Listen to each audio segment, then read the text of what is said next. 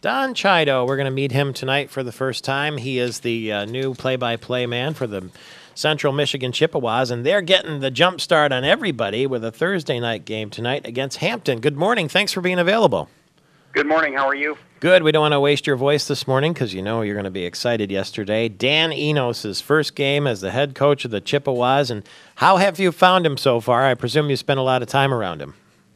Yeah, I actually spent some time with Coach yesterday getting ready for the game and knocking out his pregame interview, and Dan's been very impressive. You know, when you run into coaches, they're all different temperaments. Some are very hot-blooded, some are very calm. Yeah.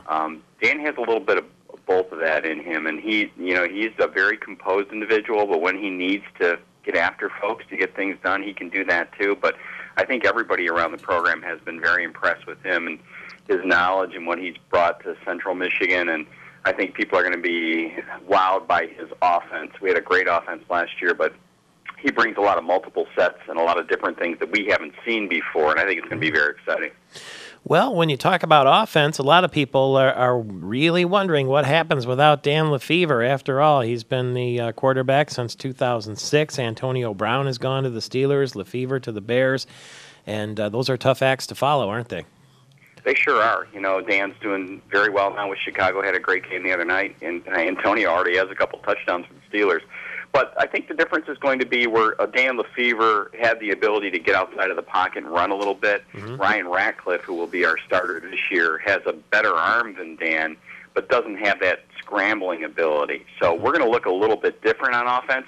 And then we're going to need some kids that, you know, played a reserve role, or Chiodo, who was one of our starting receivers last year, is really going to have to step up and be that playmaker that Antonio Brown was, because you're right, those are a couple of big holes to fill. Dan Enos was that kind of quarterback too, wasn't he, at Michigan State? He was a passer.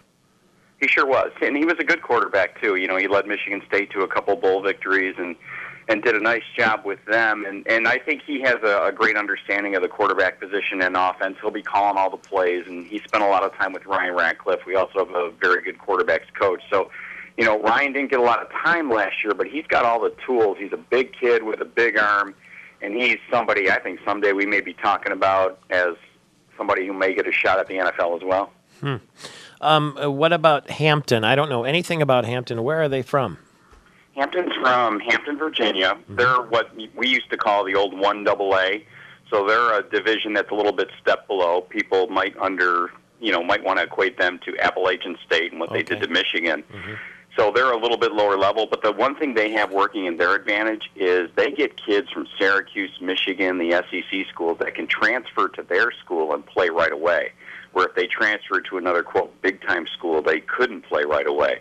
So there's a lot of big-time players on this roster, but it's a team that went 5-6 last year, and quite honestly, it should be a win for the Chippewas. If they don't beat Hampton, I think it would surprise everybody, and quite frankly, most of us are expecting a win tonight and then a big showdown against preseason MAC favorite Temple next weekend. Yeah, it'll be good for Dan Enos in his first game as a head coach to get his feet wet a little bit. It'll be very exciting to see. And what about you? What's your background? I spent about 20 years in TV and radio, hosting a talk radio show, somewhat similar to what you're doing, mm-hmm. and being in television all across the state of Michigan. So I have kind of a varied background. I'm a CMU grad, so this is special for me.